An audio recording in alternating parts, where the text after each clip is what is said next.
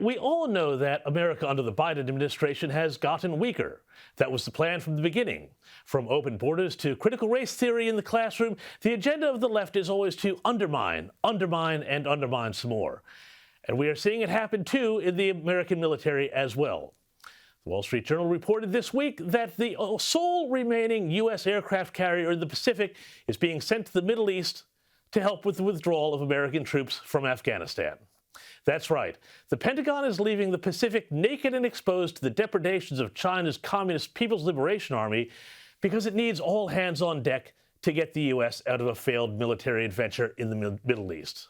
Now, this doesn't mean that China is going to invade Taiwan tomorrow, but it also doesn't mean that Xi Jinping is not taking notice. After all, if the U.S. no longer projects power into the Pacific, someone else will rush in to fill the gap. And it raises another question, too. If the U.S. military isn't about being geared up to fight America's foes, who is it fighting?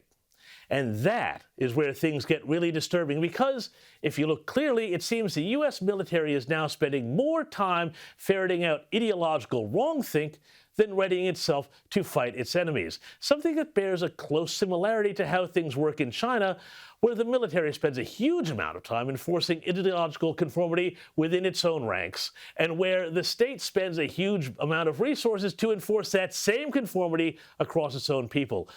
We've already seen the Pentagon work to expose Trump supporters in the name of fighting so-called extremism. And not surprisingly, the U.S. military is also resuming critical race training that the Trump administration had previously banned.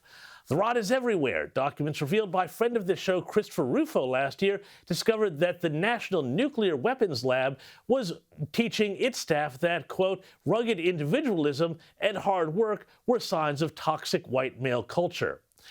Even the U.S.'s largest defense contractor, Lockheed Martin, was caught out sending its own executives to training courses to deconstruct their own white male privilege, where they were taught that, quote, culture consists of traits such as rugged individualism, a can-do attitude, hard work, and operating from principles and striving towards success. These are superficially positive, but are devastating to women and minorities. Funny, I would have thought that saying that other races don't work hard or operate from principles would be something that a racist would say, but hey, what do I know? I'm just a pale male, white, stale crusty. Happily, though, there is some good news. According to a report in the Washington Free Beacon this week, a coalition of veterans and congressional Republicans are demanding the Pentagon stop pushing left-wing activists and focus on national defense.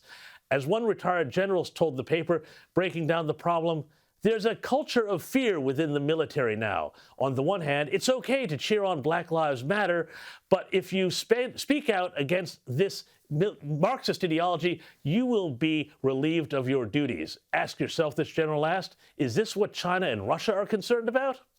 Well, indeed.